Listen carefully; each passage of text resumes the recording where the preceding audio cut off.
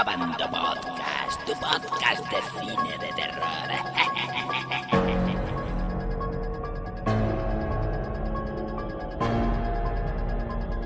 Bienvenidos a Bandomovieros a un nuevo Abando Podcast.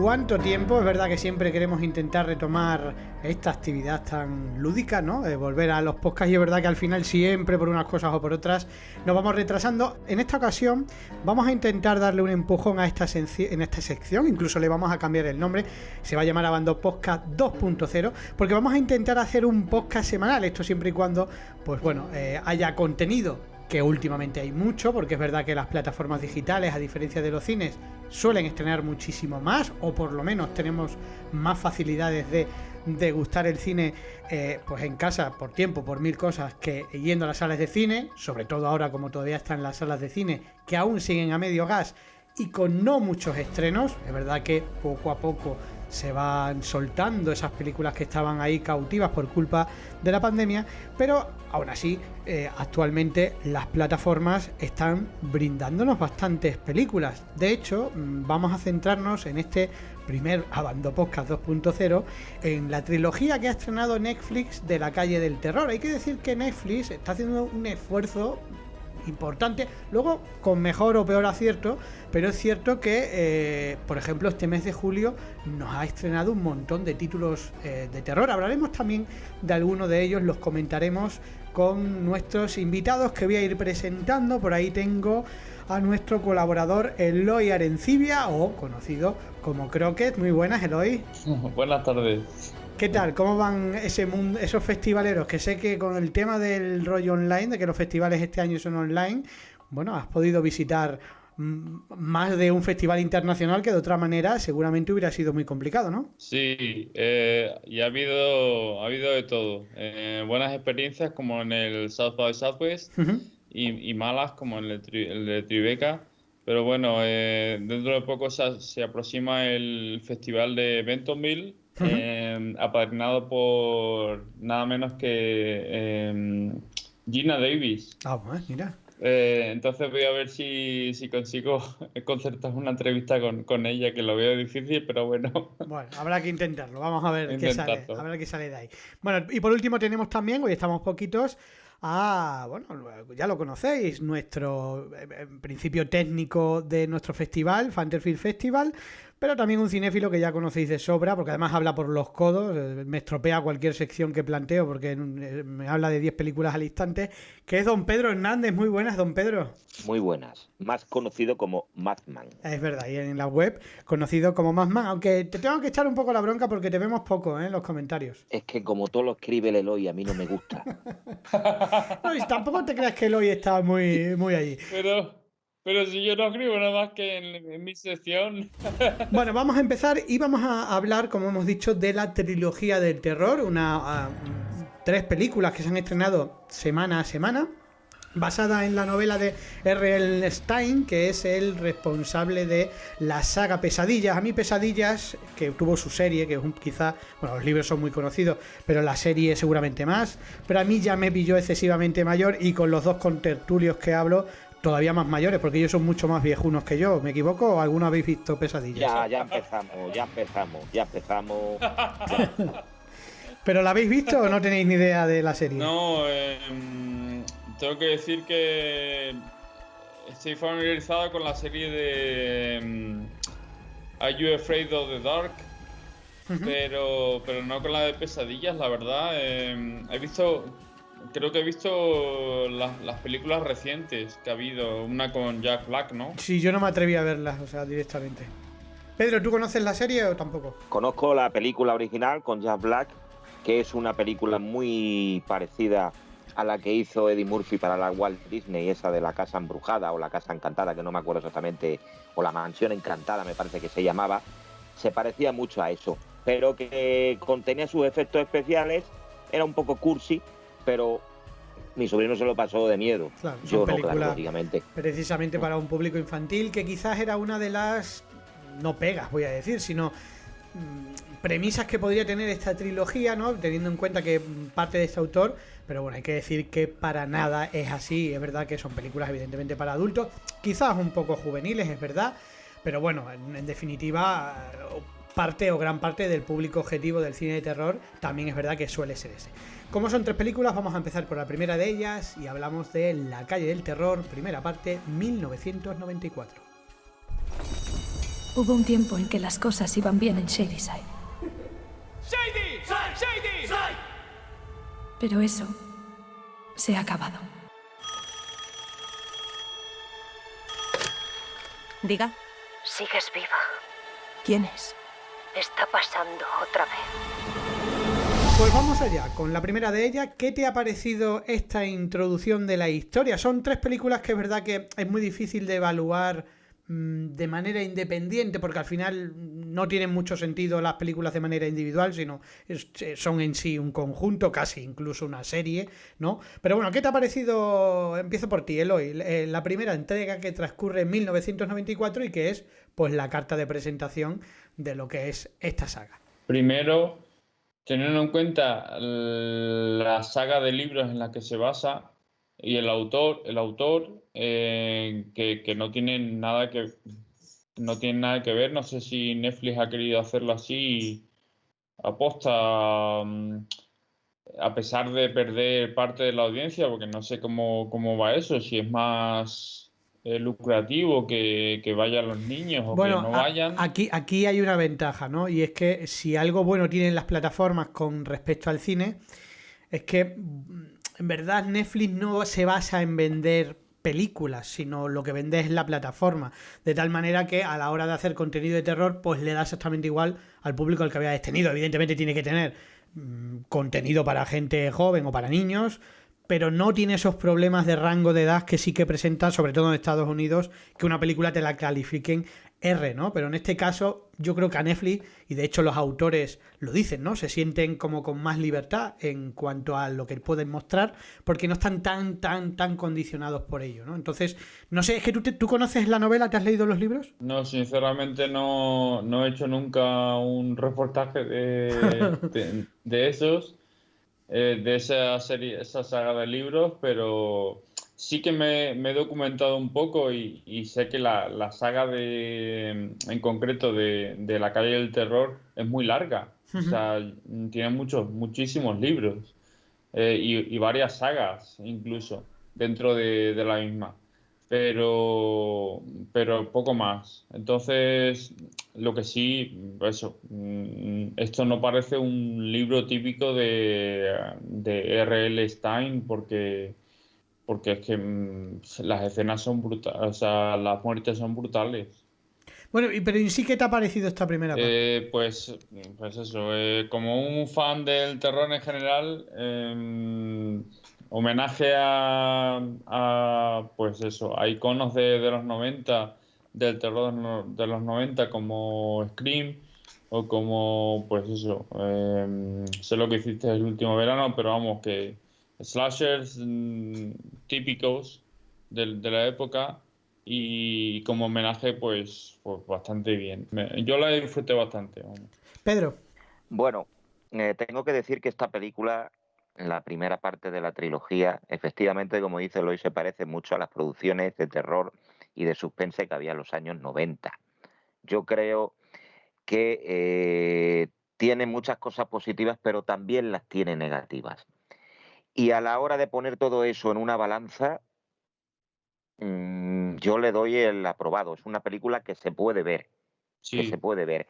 Tiene escenas truculentas y sangrientas muy bien realizadas, pero luego tiene muchas lagunas cinematográficas, muchísimas.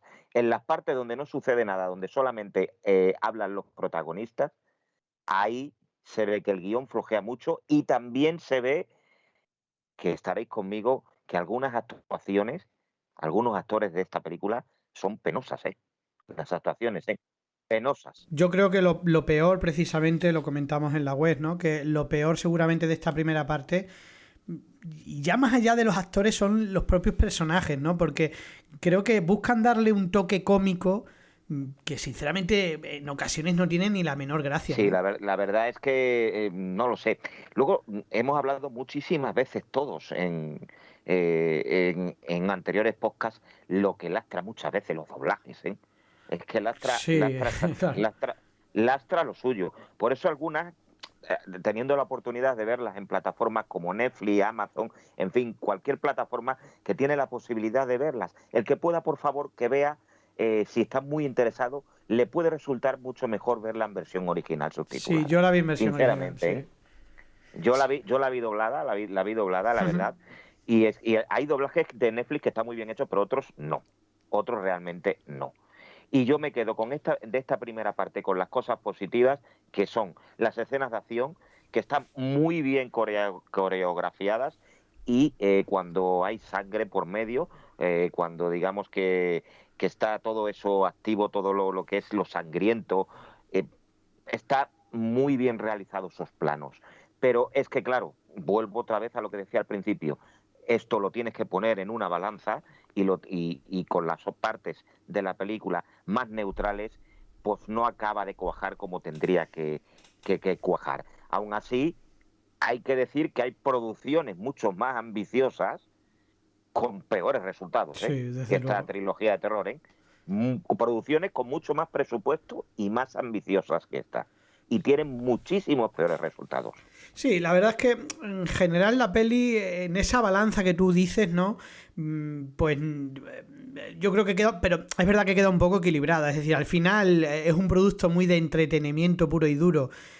Y además se le nota que tampoco busca mucho más, ¿no? Porque no estamos ante una historia que ni para nada vaya a estar llena de grandes giros, aunque los tienen, y de gran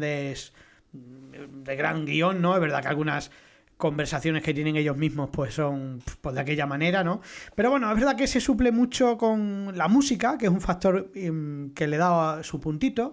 Ese homenaje al cine de los 90 que quizás es un poco exagerado, ¿no? Porque al final busca pues un poco el modelo Stranger Things, Sí, ¿no creéis? algo así. Es que Algo así. no he visto la serie, por lo tanto, pues no estoy... ¿No has visto Eloy Stranger Things? No me lo puedo creer. Todavía no. ¿No has visto la tengo mejor serie de pendiente. Netflix, hombre? O una de las mejores. ¿Sabes a cuál se parece mucho esta primera parte de esta trilogía, Pablo? ¿A cuál? A una que pusimos en el Fanter, aunque es de otra década, que es la de verano del 84. Sí. Sí, pero porque claro, porque verano del 84 es una especie de Stranger Things, por eso digo, pero puro y Claro. duro. O sea, busca eso. Claro. Lo que pasa es que aquí cambiamos un poquito de década, que ya hemos quemado quizás en exceso la de los 80, ¿no? Y da la sensación de que busca imitar esa fórmula, pero creo que de una manera, no sé, quizás no funciona Sin tan ninguna bien. duda, la serie está, o sea, la serie de películas, digo, está hecha con la intención de eso, de despertar la nostalgia, ¿no? De esas películas y de pues eso, esos villanos de la época. Y decir también, aprovecho también para decir que yo la vi en versión original, entonces el problema del doblaje no lo he sufrido. No, yo tampoco. Es que, ¿sabes qué pasa? Que en las películas en las que suele haber actores muy jóvenes, los doblajes suelen ser muy flojitos. Es decir, últimamente los doblajes, sobre todo de niños, dejan mucho que desear, que es un poco lo que decía Pedro. Entonces, yo no me atreví a verla doblada, al final opté también por verla en versión original. Bueno, ¿qué nota le dais a esta película? 5,5. 5,5, Eloy. Yo creo que se merece un 7, por lo menos. Yo le voy a dar un 6, ¿vale? Me parece un producto entretenido. Un inicio interesante de esta trilogía, con esos fallos sobre todo que comentábamos, ¿no? A mí especialmente me irritan varios de los personajes, no me parecen graciosos e intentan serlo en exceso, y ese humor que le metan a veces desconectes un poco de la historia. Vamos a pasar a la segunda parte, la parte 2, que transcurre en el año 1978. Fue en 1978, hace 5.937 días. Shadyside, una humilde ciudad norteamericana, conocida entre los vecinos como la ciudad más sangrienta del En esta país. ocasión lo que tenemos es básicamente, Pedro, un viernes 13, ¿no? Sí, pero ¿sabes lo que mola de esta segunda parte? La música, las canciones de aquellos años, Claro. de finales de los 70, que la ponen en la radio allí en la cabaña del campamento. Que me recuerda cuando yo era pequeño, cuando yo tenía 8 años, pero claro, vosotros no habíais nacido. No. Oye, que sí, que se parece esa película mucho a Viernes 13, desde luego, la segunda parte, ¿eh?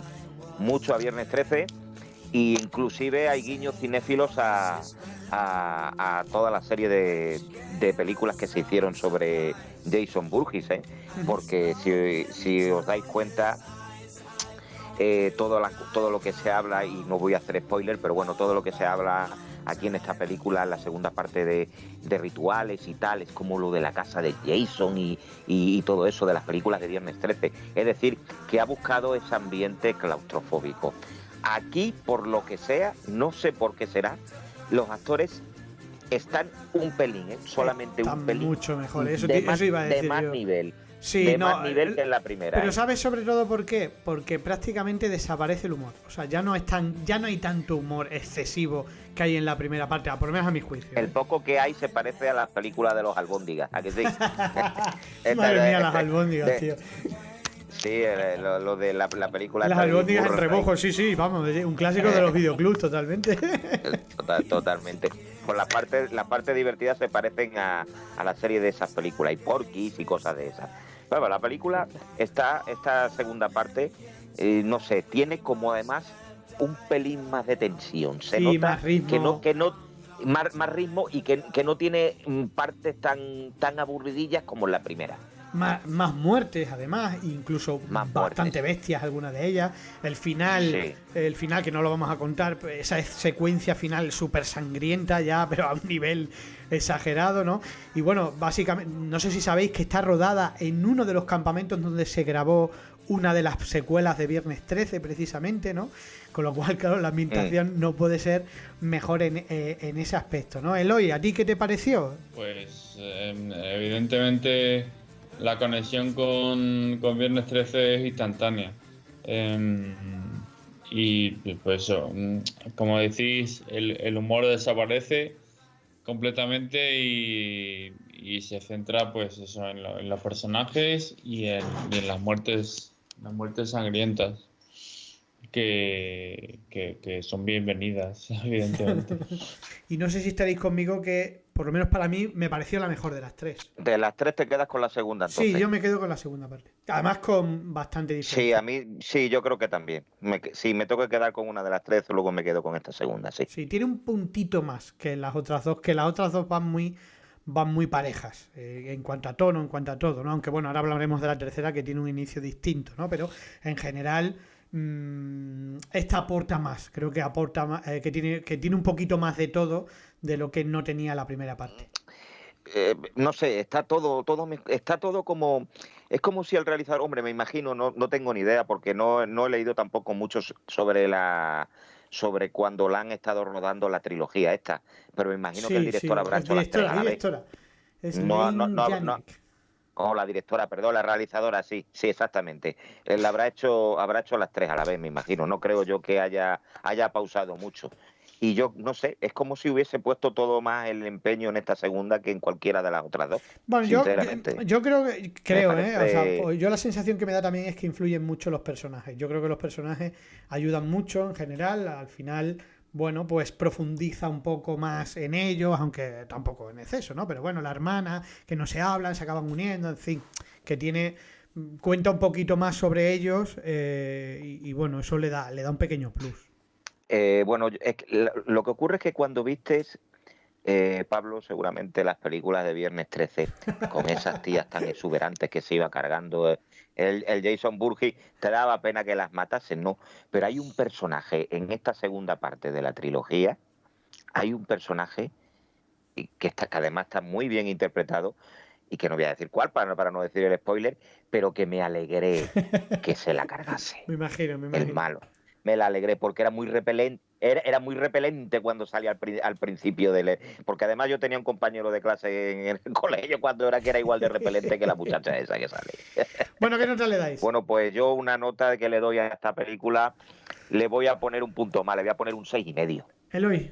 Pues igual le pongo más nota por eso, sí.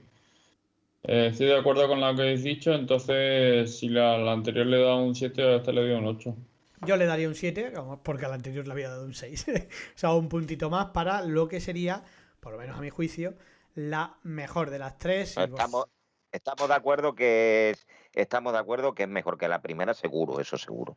Y seguramente todos los usuarios dirán eso, que sí. Venga, pues vamos con el final y vamos con La calle del terror parte 3, 1666. 1666. El oscuro ha venido a alimentarse de nuestra vileza. Quieren una bruja. ¡Brujas! ¡Brujas! Maldeciré esta ciudad. Bueno, en esta ocasión podemos decir que es algo que el título no dice, que realmente estamos ante dos películas.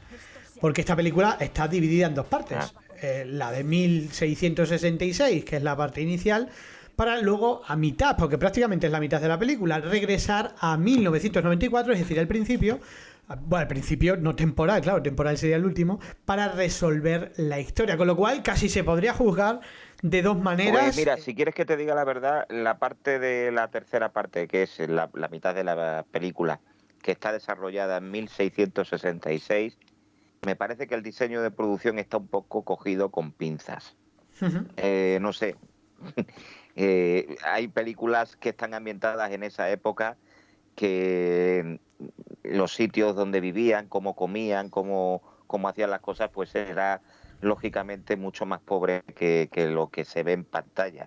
No sé, me ha parecido que está como demasiado moderno para el año en el que se sitúa la acción, en 1666. Pero bueno, eso es un dato técnico, ¿eh? No quiere decir nada que tenga que ver con la sinopsis de la película. A mí esta de las tres partes, yo diría que la quedo la última, sinceramente. Me gusta la segunda. Para ti peor que la primera. Sí, yo me quedo con la segunda, después la primera y después la tercera. Sería ese el orden en el que lo pondría. Bueno, sí, es muy abrupto todo el final, efectivamente. Es todo muy rápido, muy rápido, muy rápido, porque hay que acabar la película. O al menos ese es lo que he sacado yo en conclusión. Y Eloy, ¿qué te ha parecido a ti la tercera parte?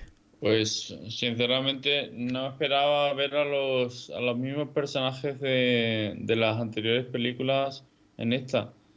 Bueno, eso es cierto que es un guiño curioso, porque como que, bueno, tiene sentido, ¿no? En la historia tiene sentido por qué pasa eso, ¿no? Porque es como que le hace revivir a otra persona todo lo que sucedió en esa época, ¿no? Es un poco el motivo, ¿no? Pero bueno, no deja de ser un guiño curioso. No sé si lo dices en plan positivo o negativo, claro. No, simplemente curioso ver a los mismos protagonistas prácticamente todos los mismos protagonistas de las dos películas anteriores en esta.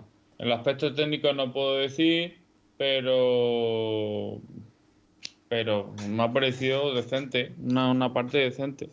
O sea, quizá inferior a las otras, pero también, pues bueno, es curiosa, ¿no? Pedro. Pues nada, que lo que tengo que decir ya de la trilogía en sí es que merece la pena en su conjunto poder verla y pasar un rato entretenida. Ninguna de las tres películas llega a las 2 horas cada una, o sea que lo vais a pasar bien. Y repito lo que dije al principio del podcast.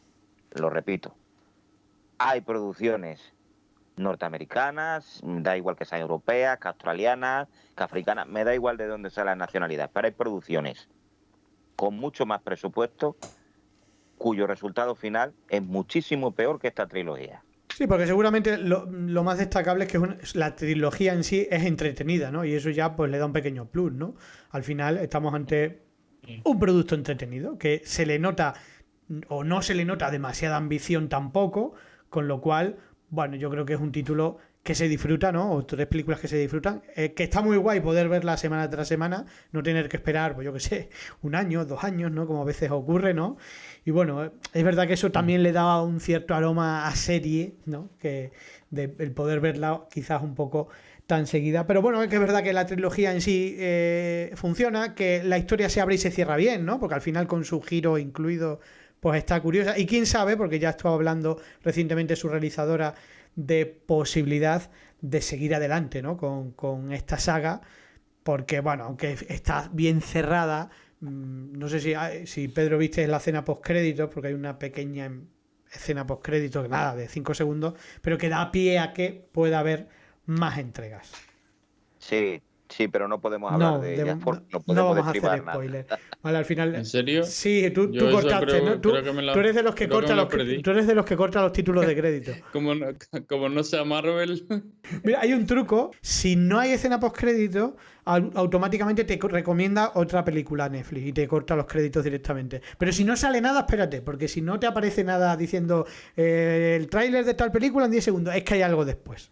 ¿Vale? Un pequeño truco para saber si hay algo más allá de los créditos. Bueno, ¿algo queréis comentar algo más? Lo dejamos aquí, la trilogía del terror. No, Que la disfrute todo el mundo. Sí, no, decir que, ¿cómo se dice? En referirse al tema de que está tan de moda, pues está tan de moda, ¿no?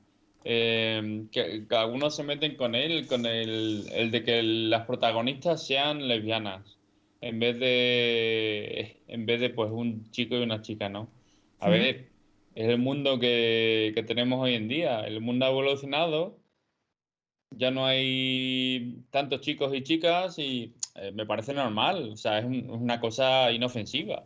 Sí, Completamente. ¿sabes qué pasa? ¿Sabes qué pasa? Que yo creo que va un poco también por ahí. Algunas protestas que se leen muy de eso es por el... Que a veces da la sensación, que yo creo que es la sensación que tiene mucha gente, de que es que hay que ponerlo como por obligación, el tema de... Sí, que te quieren meter eso con calzador. Pero no, pero claro, que da la sensación esa de que hay que ponerlo, porque es como me subo a la moda de esto, que como está de moda, me apunto un tanto más allá de que lo defiendas o que... Pero bueno, entramos en un tema creo que un poco... quedaría para mucho, ¿no? O sea, al final, ¿qué más da? O sea, si la condición sexual de los protagonistas no debe influir, No, o sea, al final es lo en mismo. absoluto. Es que es una tontería que cada uno dirija la película, cada director, cada realizador y cada guionista meta dentro lo que quiera. Y que alguien se siente ofendido por ello, pues oiga, estamos ya en una época moderna, ya está. Es lo único que puedo decir. Vivimos en una época y estamos ahora mismo viviendo unos tiempos, bien es cierto que políticamente lo estamos viviendo difíciles, no solamente en España, sino en muchas partes del mundo. Pero en estos temas de lo que estabais comentando, pues oye, si no te gusta, ¿qué quieres que te diga? Le echas azúcar, pero es que los tiempos van cambiando y hay que estar también un poquillo con los tiempos. Venga, pues vamos a seguir, vamos a avanzar. En este caso dejamos a Eloy ahí un poquito de lado, porque Eloy hay que decir que no ha hecho muchos deberes este inicio de verano y tiene muchas faltas, hay muchas películas que no ha visto. Se ha presentado aquí el tío. Bueno, menos mal que no he traído hoy la lista de Schindler, la lista de las películas, porque si no, porque es que si no, vamos, es que... Porque yo para la anterior sí venía con los deberes hechos. Bueno, venía más o menos, pero hoy viene el tío pelado. Bueno, porque vamos a hablar de otro título de Netflix que también se ha estrenado. Estamos muy Netflix últimamente, ¿eh? ¿Verdad que? Pero también hay que decir que es el mes del terror en Netflix, porque ha estrenado muchísimas películas, ¿no? Lo que no hay en otras plataformas.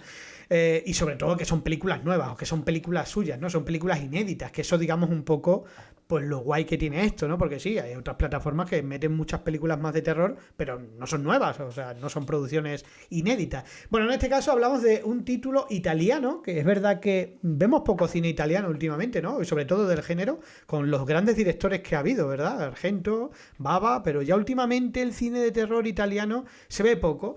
Y Netflix presentaba una película con un título que ya por lo menos llamaba la atención, que es La clásica historia de terror. Era una casa molto carina, senza soffitto, senza cucina, non si poteva entrarci dentro perché il padre...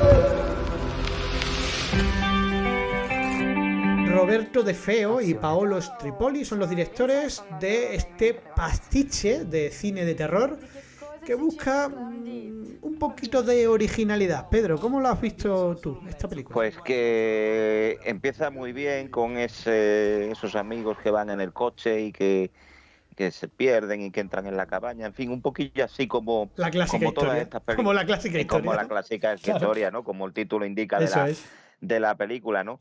Está también, tiene unas escenas donde le gusta mucho sacar a los realizadores los pies de los asesinos. ¿No te diste cuenta de eso, Pablo? Sí, cierto. Las piernas y los pies y los miembros superiores, los brazos, salen mucho en esta película. Es como un homenaje a los grandes realizadores italianos, a Mario Bava, a Lucio Fulci y a todos los que estabais comentando vosotros. Me han parecido una película verdaderamente entretenida y además muy maquiavélica, con un guión muy maquiavélico. Sí, quizás luego intenta hacer tantas cosas que a mí me da la sensación de que intenta ser... Sí, se hace un poco intenta indigesta, ser sí. como la cabaña en el bosque italiana, no sé, algo así me ha parecido, ¿no? Un poco todo no es lo que ves, no sé, hay unos giros ahí que a mí no me acabaron de cuadrar, pero bueno, es cierto lo que dices, lo enmarco un poco en lo que hemos dicho recientemente de la trilogía anterior, de que al final sí que es un producto que más o menos funciona y que se deja ver. Tiene ciertos personajes que a mí sí que no me convencen en su actuación. De hecho, uno de los protagonistas me parece bastante odioso, me imagino que sabrás de quién me refiero. Y yo que la vi en versión original, pues no sé, a veces el italiano como es tan exagerado, ¿no? Hablando, ¿no? Pues bueno, me resultó un poco curioso en ese aspecto, ¿no? Pero no sé, la película creo que fallan en algunas cosillas y al final se queda a medio camino un poco de todo lo que quiere ser. Es que sin poder desvelar mucho, porque sí que si de la trilogía del terror tampoco es que haya giros, aquí sí que hay varios giros, digamos, potentes que no podemos comentar mucho. Sí, no podemos comentar mucho. Además tiene un final que es un poco los finales estos que se le llaman de película denuncia. Entonces, pues sí, es que la sociedad anda muy loca. Pero es que no podemos contar nada. Aparte de eso, sigo diciendo que la película se puede ver también, Tampoco desdeñable. Es una película bastante interesante en ese aspecto. Sí. Hay otras mucho peores. Hay que verla. Hombre, me gusta más La cabaña en el bosque, Sí, pero mucho bueno. mejor. Pero esta está bien, se deja ver. ¿Qué nota le das, Pedro? Pues mira, esta, por cómo se desarrolla, sobre todo al principio, y el suspense que le mete, le voy a meter un 6. Le voy a dar un 6 de nota. Bueno, pues yo, más o menos, es la nota que le había dado yo. El próximo podcast, ¿sabes qué vamos a hacer, Pedro? Lo vamos a hacer con spoiler. Y así le fastidiamos todas las películas a Eloy que no haya visto. Y al Melena, y al otro Melena también, Y al otro Melena que se ha escapado. Bueno, para terminar, vamos a ver si Eloy nos puede contar un poquito, porque ya lo ha comentado al inicio del podcast, de que ya sabéis que Eloy, además de leer libros y luego compararlos con las películas, bueno, y además de otras muchas cosas a las que se dedica, por supuesto, va de festival en festival, y este año, como no puede viajar mucho, pues, sobre todo por el tema de la pandemia, pues está cubriendo festivales de manera online. Los tenéis en la web, por supuesto, todos los que ha ido, pero ha habido uno que no lo ha puesto y nos va a contar ahora por qué y qué ha pasado con ese festival y cómo lo ha vivido Eloy. Hablamos del festival de Tribeca, ¿no? Sí, exactamente. El festival de Tribeca es en Nueva York. Tribeca es un barrio de Nueva York y bueno, es un festival fundado por Robert De Niro. Pero yo siempre he tenido, pues como dije, está South by Southwest, Tribeca y algún que otro festival más en Estados Unidos, ¿no? Lo tenía pendiente, en mi lista de pendientes tenía muchas ganas, la verdad, y bueno, me acredité, pero no salió nada como en el festival anterior, que había sido online también, en el South by Southwest de Austin, de Texas, ¿no? Porque pues aquí no había plataforma en el móvil, no había plataforma en el ordenador en la cual acceder por si no respondían los publicistas al email y tal. Entonces ese detalle es muy importante, o sea, fue decisivo para conseguir algunos de los screeners de las películas que vi y que comenté, y aquí no tuve esa ocasión porque no había plataforma. O sea que te apuntaste a un festival online donde no se podía ver películas, básicamente. Había una plataforma online para la prensa, pero algunas de las películas renunciaron a ponerlas online para la prensa. Bueno, eso es muy habitual, sobre todo por temas de seguridad, ¿no? Lo que pasa es que, claro, que si lo decides organizar online, deberías de tener al menos un catálogo mínimo, ¿no? Porque si no, no tiene sentido hacer un festival online, ¿no? O tener un refuerzo, algo para la prensa extranjera que no tenga otra forma de ver esas películas. Entonces, a ver, que al fin y al cabo estoy intentando darle publicidad a una película al otro lado del charco. Entonces, pues me tiene que facilitar un poco el trabajo, ¿no? Es uno de los festivales más importantes que existen a nivel de distribución de películas de lo más independientes. De lo más conocido. Está Sundance, está South by Southwest y está Tribeca, de los que más suenan en Estados Unidos. Sí, Sundance y Tribeca sobre todo, hablan muchísimo la gente de ellos, siempre.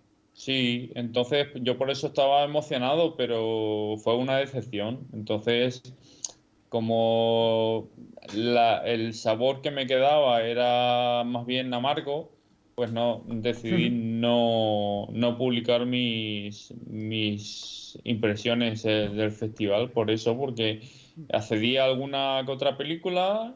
¿Qué viste? Coméntanos, ¿qué películas viste? Pues la primera que vi precisamente, See For Me, literalmente Ve Por Mí, ¿no? Es una chica ciega que acepta un trabajo de canguro de un gato en una casa, en una mansión, y resulta que al poco de llegar ella, llegan 3 hombres más intentando atracar la casa, que tiene una caja fuerte.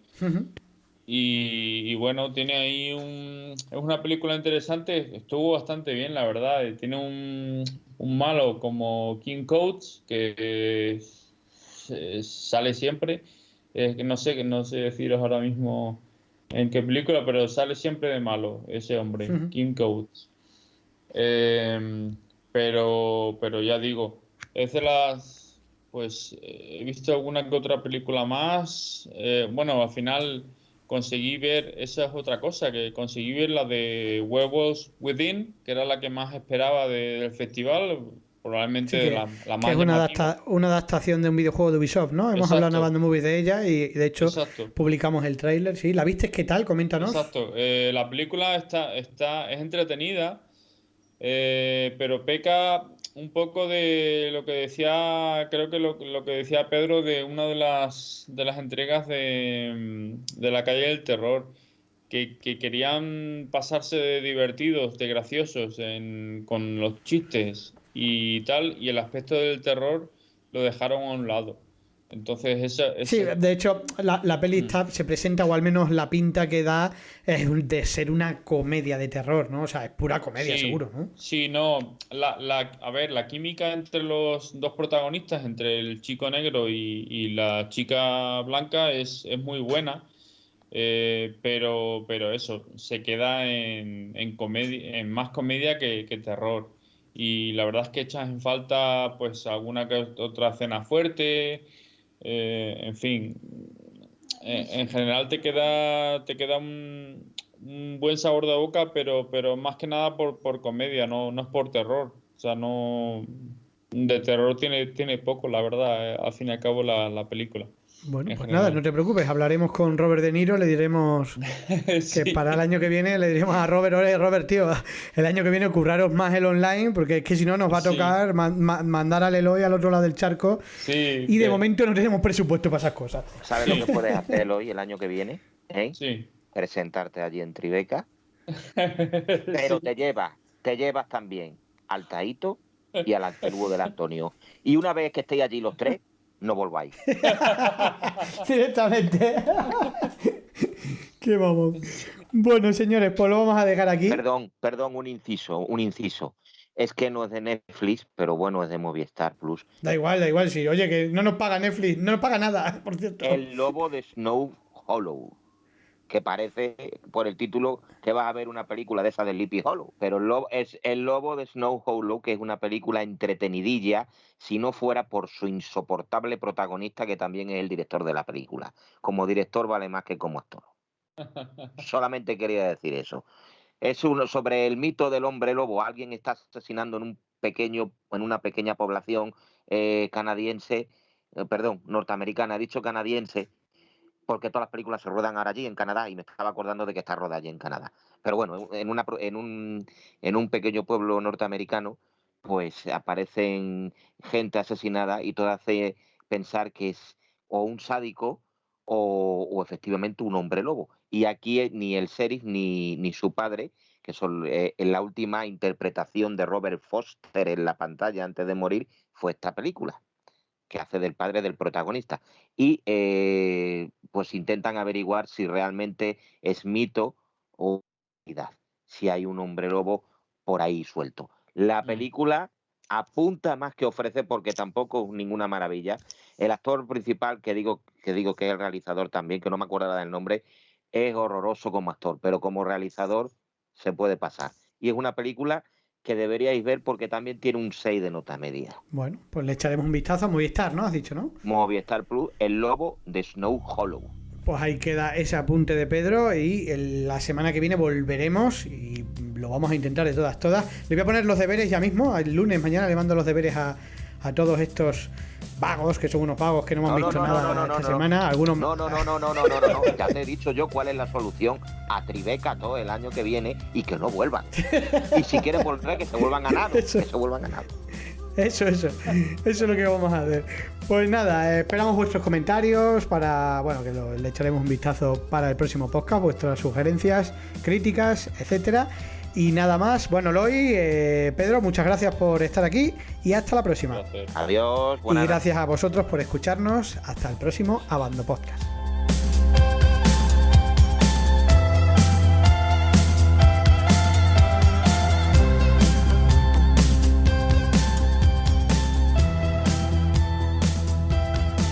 Abando Podcast, tu podcast de cine de terror.